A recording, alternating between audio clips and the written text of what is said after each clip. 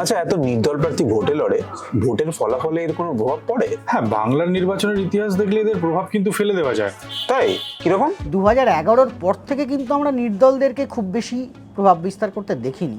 2006-এর নির্বাচনে অধীর চৌধুরী বলে বলে নির্দল প্রার্থী দাঁড় করিয়ে কংগ্রেসের দুই বড় নেতাকে হারিয়েছিলেন। মুর্শিদাবাদে কান্দিতে তখন কংগ্রেসের প্রার্থী ছিলেন অতীশ সিনহা, কংগ্রেসের বড় নেতা কান্দির রাজাবাবু।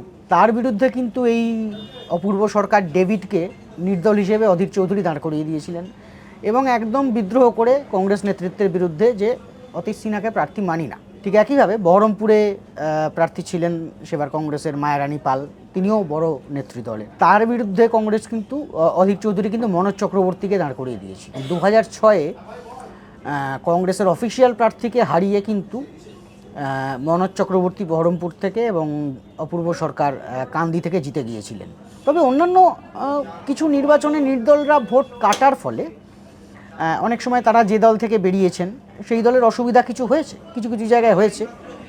এটা সাধারণত হয়েছে যখন কেউ টিকিট পাননি, বিক্ষুব্ধ হয়ে দাঁড়িয়ে পড়েছেন, কিছু কিছু ভোট কেটেছেন।